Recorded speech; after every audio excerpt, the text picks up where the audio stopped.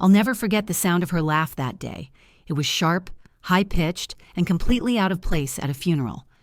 My cousin, Sabrina Carter, stood near my grandfather's casket, her black designer dress glinting under the dim church lights, and whispered with a smirk, "Thanks for the millions, Grandpa." The words cut through the air like broken glass. I stood only a few feet away, frozen. My hands tightened around the small bouquet I was holding. Around us, relatives pretended not to hear. Some looked uncomfortable. Others, mostly the ones who always treated Sabrina like a queen, just smiled approvingly, like her arrogance was something admirable. Everyone thought Sabrina had inherited everything: the estate, the house on Willow Creek, the family business, even Grandpa's old vintage car that used to sit under the oak tree in his yard. They all believed she'd been the favorite, and I let them believe it, because the truth was about to arrive, and when it did, no one in that room would ever forget it. But that day, I said nothing. I simply watched as Sabrina hugged my Aunt Linda, her mother, and accepted condolences that weren't even meant for her. Aunt Linda dabbed her eyes dramatically with a silk handkerchief, then looked right at me. "You did your best, Emma," she said sweetly, "but Grandpa saw who really cared in the end." I nodded politely. That was always Aunt Linda's tone. Sugar on the outside, poison underneath. She'd spent years reminding me that I wasn't special, that I wasn't ambitious like Sabrina. Sabrina, meanwhile, strutted through the crowd like she was the hostess of the funeral, not the grieving granddaughter. She kissed cheeks, shook hands, and told everyone about her plans for the estate. Renovations, maybe selling off the old farmland, turning the mansion into a bed and breakfast. She didn't even pretend to mourn. I kept glancing at the casket. The wood gleamed dark mahogany, polished and perfect, just like Grandpa Henry Carter had been in life, sharp, deliberate, and dignified. The scent of lilies filled the air, mixed with rain from the open doors. I thought of all those Sunday afternoons when it had just been him and me, playing chess in the sunroom, talking about old legal cases he used to handle. He'd always said, people show their true faces when money's on the table. He wasn't wrong. When the service ended, everyone gathered outside under umbrellas. Sabrina wrapped her black coat tighter and came over to me. "Tough day, huh?" she said, her voice soft but mocking. "I know it's awkward for you with all the inheritance stuff, but hey, at least Grandpa cared enough to think of me." I looked at her carefully. Her hair was perfect, her makeup flawless, her smile cruel. "He thought of you, all right," I replied quietly. She laughed and waved dismissively. "Oh, don't be bitter, Emma. You'll find your own way. Maybe he left you something sentimental. A photo album or one of his old pens?" Then she leaned closer, lowering her voice so only I could hear. "Guess being the good granddaughter doesn't always pay off." I didn't respond. I didn't need to. Behind us, people were already whispering, some about the will, others about me. "Poor Emma," I heard someone say. "She was so close to him, but apparently he cut her out." Let them talk. I just stood there, staring at the cemetery gates where the black cars were lining up, headlights reflecting off the wet pavement. Somewhere deep down, a quiet calm settled over me. Because while everyone else thought the game was over, I knew something none of them did. The real lawyer hadn't shown up yet. The will they were celebrating, the one Aunt Linda had arranged to be read earlier in the week, had never been signed in Grandpa's study. Grandpa Henry Carter never used outside lawyers. He trusted only one man for 40 years, Mr. David Porter, and Mr. Porter hadn't been invited, so while my cousin paraded around with her fake victory, I kept my silence. Because silence was power, silence was patience, and patience was the one thing Sabrina never had. As I watched her wave goodbye to a group of relatives, her diamond earrings flashing under the rain, I whispered quietly to myself, "Enjoy it while it lasts." A gust of wind blew through the graveyard, rattling the flowers on Grandpa's casket. For a brief moment, I almost felt like he was there, watching, waiting, letting his favorite granddaughter dig her own grave without realizing it. That night, I would receive a phone call that changed everything. But for now, I just turned, walked away from the crowd, and left Sabrina basking in her false triumph. The storm had just begun. Before all this chaos, before the fake will and the funeral whispers, my world was simple. I worked long shifts as a nurse at St. Mary's Hospital, usually the night rotation. My life revolved around patients, coffee, and the quiet satisfaction of helping someone breathe easier. It wasn't glamorous, but it was honest. And every Sunday afternoon, no matter how tired I was, I drove 30 minutes to my grandfather's house. Grandpa Henry Carter lived in a 2-story brick home on Willow Creek, the kind of house that looked like it had seen a century of stories. The lawn was always neat, trimmed by him personally until his health began to fade. The porch creaked when you stepped on it, and the smell of pine wood and old books filled every corner inside. When I visited, Grandpa always waited by the window. I used to tease him about it. "You watching for me like I'm the mailman, Grandpa?" "Mailmen don't bring homemade lemon pie," he'd chuckle. That was our thing, lemon pie and chess. He taught me the game when I was 10, and every time I beat him, he'd raise an eyebrow and mutter, "Beginner's luck." He wasn't just my grandfather, he was my compass, my best friend. When my parents divorced years ago, it was Grandpa who held the family together. He had that old-school charm mixed with quiet authority. He didn't yell, he didn't argue, he simply spoke, and people listened, especially me. But not everyone adored him the same way. My Aunt Linda, his only daughter, always seemed to resent the attention he gave me. Maybe because Grandpa often compared her pampered daughter, Sabrina, to me. He'd say things like, "Emma has your father's backbone," or "Sabrina could learn a thing or two about humility." Sabrina hated that. She was the kind of person who thrived on being admired. Her Instagram was full of beach selfies, grateful captions, and luxury handbags she didn't buy herself. She'd bounce between jobs, relationships, and failed ventures, always landing on her feet, or rather, on someone else's money. For years, she barely called Grandpa. She'd forget his birthdays, miss holidays, and then show up with an expensive scarf claiming, "I was so busy, Grandpa, but you're always in my heart." And somehow, he forgave her every time. I never competed with her. I didn't have the energy for it. I just showed up week after week because I wanted to.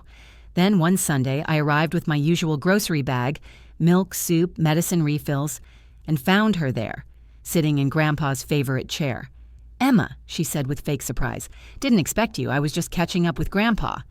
Her tone was sugary, but her eyes sharp. Grandpa smiled, though his smile didn't reach his eyes.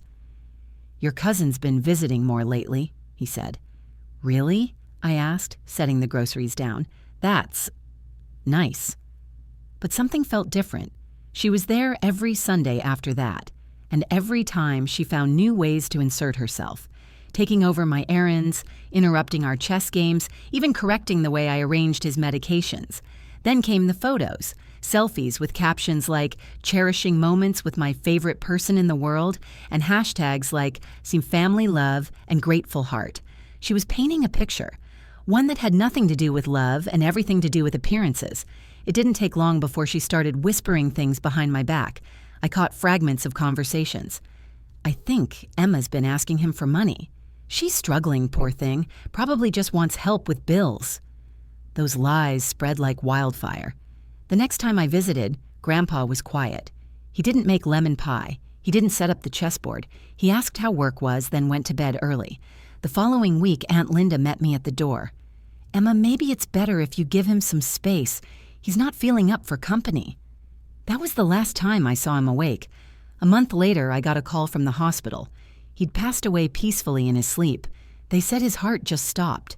But mine broke that morning. I remember sitting in my car outside the hospital, staring at the sky, whispering, I didn't even get to say goodbye. The funeral was set for the following week, and the entire family came crawling out of the woodwork. Cousins I hadn't seen in years, uncles who never called, people who suddenly acted heartbroken. And Sabrina? She arrived in a black luxury car dressed like she was walking a red carpet. She hugged everyone with fake tears and made sure to tell every relative about the will reading happening next Tuesday. That was when I realized it. She'd gotten to him. I didn't know how, but she had convinced Grandpa that I only cared about money, the very thing I'd never asked him for. That night, sitting alone in my small apartment, I stared at an old photo of us playing chess. His note on the back read, "To my queen, the one who never quits." My hands shook as I held it. He had trusted me, loved me. So if Sabrina wanted a game, fine. She was about to learn that the queen always moves last. The week after Grandpa's funeral felt like a blur of polite condolences, phone calls, and fake sympathy. I barely had time to breathe before Aunt Linda announced the will reading. She sent a group text to the entire family that said, "The lawyer will read Dad's will tomorrow at 2 p.m. at his residence. Sabrina will handle everything as the executor. Please respect her leadership during this difficult time." Her leadership. That line made me pause. Grandpa had never mentioned Sabrina as his executor. Ever. He had a personal lawyer, Mr. David Porter, who'd handled all his legal affairs for decades. So why was Aunt Linda in charge? Still, I showed up. I wasn't there for money. I just needed closure. Something to help me understand how everything between Grandpa and me had fallen apart so suddenly. The house felt colder than I remembered. The curtains were drawn, the smell of his aftershave gone, replaced by expensive perfume and too much polish. Sabrina sat at the head of the dining table, her hair perfectly styled, flipping through papers like she owned the place. "Emma," she greeted, flashing that smug smile. "Glad you could make it.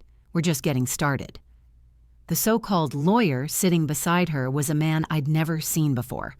Slick suit, shiny cufflinks, and an attitude that screamed arrogance. He introduced himself as Mr. Clive Sanders. He didn't shake my hand. When everyone settled, he cleared his throat dramatically and began reading. "I, Henry Carter, being of sound mind, hereby leave the entirety of my estate, including the Willow Creek property, all financial accounts and personal effects, to my granddaughter, Sabrina Carter." A heavy silence filled the room. For a moment I thought I'd misheard. The words echoed in my head, growing louder with every syllable. "To my granddaughter, Sabrina Carter." That was it. No mention of me. No acknowledgement. Not even a small keepsake. I stared at the tablecloth, my fingers gripping the edge. Around me, relatives began murmuring. Some nodded approvingly. Others avoided my eyes. Aunt Linda reached over and squeezed my hand. "I know this must hurt, dear, but Dad just wanted to reward consistency. Sabrina really stepped up for him these last few months." Stepped up? I looked at Sabrina. She was already basking in her victory, pretending to be humble while her eyes sparkled with satisfaction. "I'm just honored he trusted me," she said softly, then turned to the room. "I'll make sure his legacy stays strong." The performance was Oscar-worthy. I could feel my mother, Grace, trembling beside me. She whispered, "He loved you, Emma. He told me just last month he wanted you to have the house. This isn't right." But no one listened. Mr. Sanders wrapped up quickly, snapping his folder shut. "That concludes the reading. Thank you all." As everyone stood, Sabrina started making plans, talking about renovations, property appraisals, and selling the family car. She didn't even wait for the man's body to rest in the ground before treating everything like her personal shopping list. "I think I'll start with redecorating the study," she said, twirling a strand of hair. "That old furniture is so outdated." That was Grandpa's favorite room. The study smelled like cedar and ink. It was where he kept his chessboards, legal books, and decades of memories. I stepped closer. "Don't touch anything until it's verified," I said firmly. Sabrina turned to me, eyebrows raised. "Oh, Emma, it's sweet that you still think you have a say, but Grandpa made it pretty clear who he trusted." Her voice dropped to a whisper. "Maybe if you'd visited more, he would have remembered your name." I felt my jaw tighten. "I was there every week." "Right," she scoffed, "until you realized he wasn't writing checks anymore." Her words hit hard, not because they were true, but because that's what everyone else now believed. I could see it in their faces. Pity mixed with judgment. I wanted to scream, to defend myself, but I didn't, because deep down I remembered Grandpa's lessons. Never play the fool's game. Let the truth speak when it's ready. So I walked out. Outside, the air felt heavy. Clouds gathered dark and thick, as if the sky itself disapproved. My phone buzzed, a message from an unknown number. "Emma, this is David Porter. I'm Henry Carter's lawyer. I was told the will reading was postponed. Is that correct?" My heart stopped. I immediately called back. A calm, older voice answered. "Miss Carter, I've represented your grandfather for 35 years. He left a will with me and clear instructions not to release it until after the funeral, but I wasn't notified of any reading. Who's this Clive Sanders? I exhaled slowly. Not your doing then. They brought in someone else. Mr. Porter paused. That's impossible. Your grandfather would never authorize that. Meet me tomorrow morning. Bring no one. When I hung up, my hands were trembling, not from fear, but from realization. Sabrina's will was fake. The inheritance, the smugness, the entire show, all of it was built on lies. As thunder rumbled in the distance, I looked back at the house, the windows glowing warmly behind the rain, and whispered, "Enjoy your kingdom, cousin. Tomorrow, the queen moves." I didn't sleep that night. The rain outside my window drummed like a heartbeat I couldn't escape. Every time I closed my eyes, I saw Grandpa's face, kind, wise, and hurt. The thought that his memory was being twisted by Sabrina's lies kept me awake until dawn. By morning, I had made my decision. I wasn't going to confront her with anger. I wasn't going to shout or plead or beg anyone to believe me. No, I was going to let the truth speak for itself, just like Grandpa always did. At exactly 9, I drove across town to Mr. David Porter's office. The building was old with brass handles and framed diplomas that dated back to the 1980s, the kind of place that smelled like paper, ink, and justice. Mr. Porter stood to greet me, a tall man in his 60s, neatly dressed, sharp-eyed. "You must be Emma," he said, shaking my hand. "Your grandfather spoke of you often." That simple sentence almost broke me. He guided me into his office, shut the door, and opened a thick file from his cabinet. Inside was an envelope, yellowed and sealed with Grandpa's handwriting across the front. For my lawyer to be read only in the presence of my family after my passing. I stared at the familiar cursive letters. "He really left that for me?" I asked softly. Mr. Porter nodded. "Your grandfather was meticulous. He prepared 2 wills. The first was made months ago before his health declined. The second, this one, was updated 2 days before he passed. He insisted it replace the original." 2 wills. A chill ran down my spine. Sabrina must have found the first draft and used it, twisting everything for her own gain. Mr. Porter leaned forward. "He was clear about one thing, Miss Carter. He wanted the real will to be read only when the entire family was present, especially those who would benefit from deceit. His words, not mine." I almost smiled. That was Grandpa all right. Always 2 steps ahead, always leaving a lesson hidden inside the truth. I took a deep breath. "When can we do this?" "Whenever you decide, but I'd suggest sooner rather than later." That evening, I received a text from Sabrina. "Dinner at Grandpa's place tonight. Family only. Thought we'd toast to the next chapter. Wear something nice." Perfect. I typed back, "I'll be there." The drive to the mansion felt longer than usual. The lights were already on when I arrived. Through the large windows, I could see everyone gathered, laughing, eating, drinking wine. It didn't look like mourning. It looked like celebration. When I stepped inside, all eyes turned to me. Sabrina raised a glass. "Well, if it isn't the forgotten granddaughter. Grab a drink, Emma. We're celebrating new beginnings." I smiled faintly. "I'll pass. I prefer endings." She tilted her head, confused for a moment, then brushed it off with a laugh. "Still bitter, huh? It's okay. I'd be too." I didn't respond. Instead, I placed my phone on the table and began recording. Not secretly, just obviously enough for everyone to notice. "What are you doing?" Aunt Linda asked, frowning. "Oh, just capturing memories," I said calmly. "You know, for family history." Before anyone could reply, I stepped aside and made a quick call. "Mr. Porter," I said loud enough for the room to hear, "you can come in now." Every head turned as the front door opened.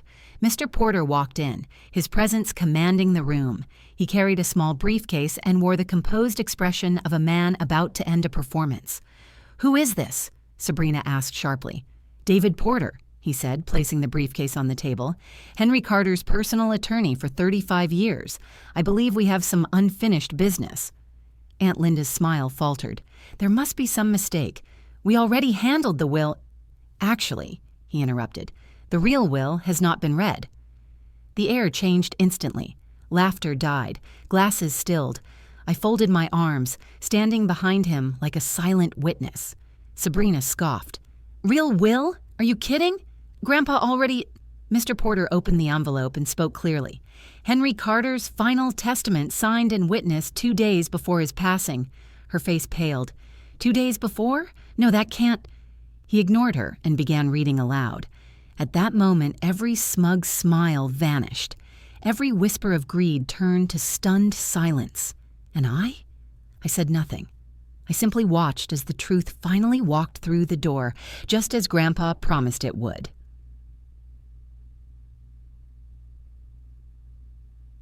Manpar's voice carried through the dining room like a thunderclap in a church. Every word echoed against the marble floors and chandelier glass, slicing through the fake laughter that had filled this house for weeks. To my granddaughter, Emma Carter, who has shown me love without expectation and loyalty without reward, I leave my home, my estate, my business shares, and all assets under my name. To the others, I wish contentment and peace, wherever they may find it. The silence that followed was electric. You could hear the faint ticking of the grandfather clock in the hallway. I stood still, my heart pounding in my chest, watching the color drain from Sabrina's face. Aunt Linda's jaw slackened, her wine glass trembling in her hand. "What?" Sabrina finally managed to stammer. "That's not right. This is a mistake." Mr. Porter calmly adjusted his glasses. "This document was signed and notarized in my presence 2 days before your grandfather's passing. The previous draft was rescinded in writing. This," he held up the parchment, "is his final and legal will." Sabrina's voice cracked. "You're lying. My lawyer already read the will. Grandpa left everything to me." Mr. Porter turned toward her, his expression almost pitying. "Then, perhaps you should ask yourself who you hired to read that version, and why your grandfather's signature didn't match the registered one on file." You could have heard a pin drop. Aunt Linda's face turned red, her mouth opening and closing like she was searching for an excuse. This is outrageous. You can't just show up here with another paper and— "Actually," he interrupted coolly, "I can. And if you wish to contest it, the probate court will happily investigate the forgery of a deceased man's signature. Shall I file that motion tonight?" The room froze. Aunt Linda sat down hard, her fake confidence evaporating. Sabrina's eyes darted to me. "You did this. You found some old copy and made him— Enough!" My voice came out steady, but the weight behind it silenced the room. For the first time, I didn't sound like the quiet granddaughter. I sounded like the woman Grandpa always believed I could be. "You lied to him," I said, stepping closer. "You twisted his trust, played the perfect granddaughter on camera, and made him believe I only came around for money. You destroyed every last moment he had left with me, for greed." She glared at me, shaking her head in denial. "You can't prove that." Mr. Porter opened his briefcase again and pulled out a small envelope. "Your grandfather anticipated that, too." He handed it to me. Inside was a letter, written in Grandpa's familiar looping handwriting. "Emma, if you're reading this, it means the truth has found its way home. I knew Sabrina and Linda would test my patience and your kindness. But remember, silence and integrity are louder than noise. Let this will not be about punishment, but about peace. You earned this not through bloodline, but through love. Always your Grandpa, Henry." My throat tightened. I held the letter close, unable to speak for a moment. Sabrina snatched the will from the table, scanning it wildly, her hands trembling. "This isn't fair. I was there for him." "No," I said quietly. "You were there for his money." Tears of rage filled her eyes.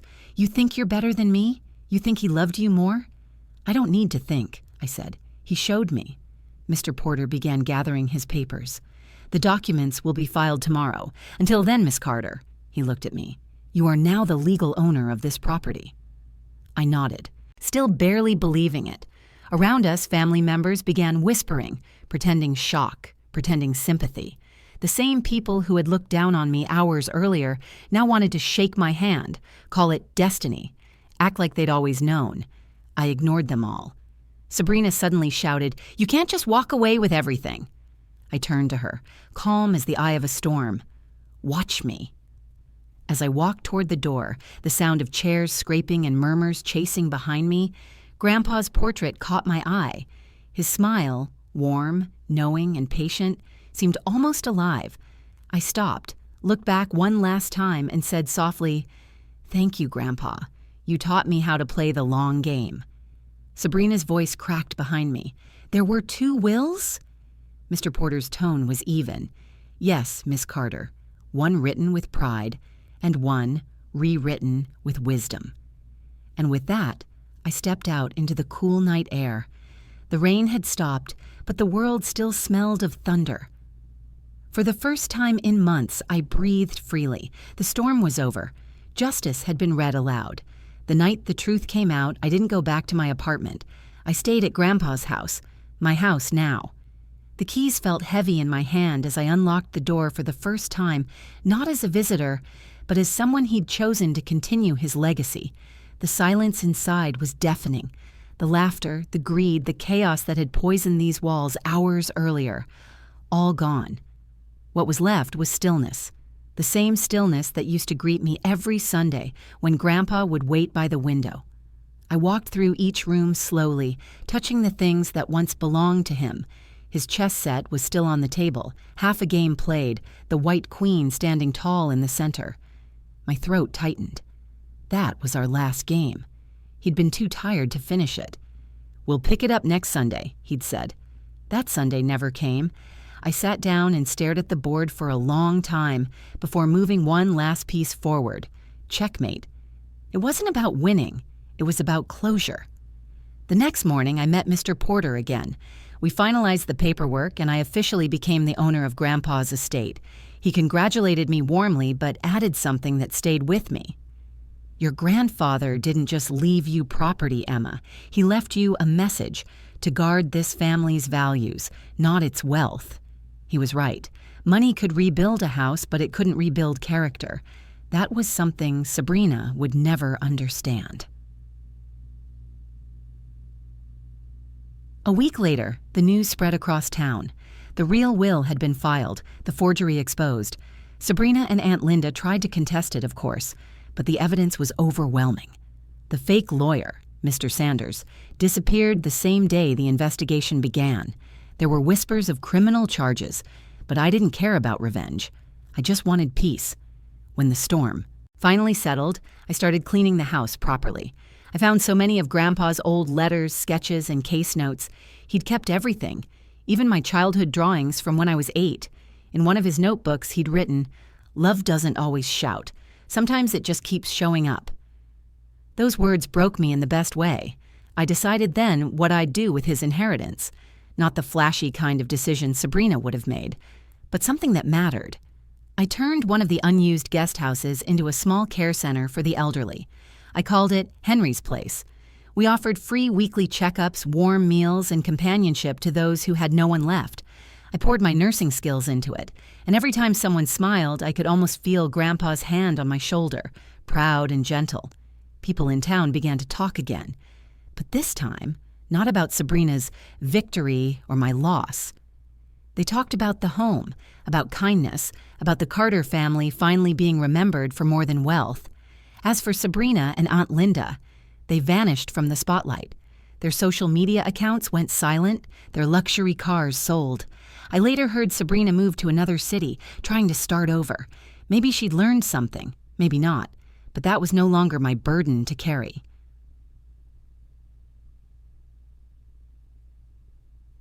Evening, I sat on the porch with a cup of tea, the same spot Grandpa used to love.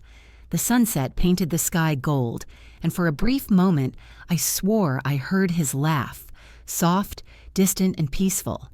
I whispered into the wind, "You were right, Grandpa. People do show their true faces when money's on the table." The wind rustled through the oak trees, as if agreeing with me. I thought about all those months I'd stayed silent while they mocked me, the way Sabrina had laughed at the funeral, the way Aunt Linda had smiled at my pain, and I realized something powerful. Silence had been my strength all along. "You don't always need to fight loud battles," I said quietly to myself. "Sometimes the best revenge is just letting the truth breathe." The house lights flickered on behind me, warm and steady. I looked back through the window at the chessboard still set up in Grandpa's study. I'd left it untouched since that night. The queen still stood in the middle, strong, unmoved, unbroken. That was me now. Grandpa didn't just teach me how to play chess, he taught me how to live it. Every move matters. Every silence has purpose. And sometimes, the best strategy isn't to fight, but to wait. Because real justice doesn't need applause. It just needs time. I took one last sip of tea, smiled softly and whispered, "Checkmate." And that was the day everything changed. The lies, the greed, the fake smiles. They all fell apart the moment truth walked through the door. My grandfather's final lesson wasn't about money or revenge. It was about patience.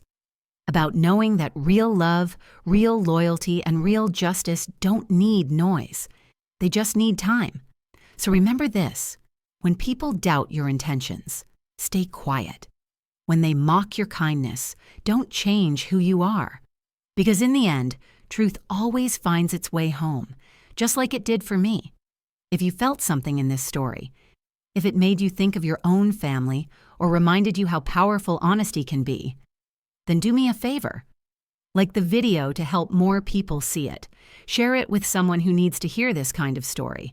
Comment below and tell me what moment hit you the hardest. I read every single one. And don't forget to subscribe to the channel for more real emotional stories like this one every week. Because sometimes silence isn't weakness, it's strategy. And when the truth finally speaks, it's unstoppable. Thank you for watching.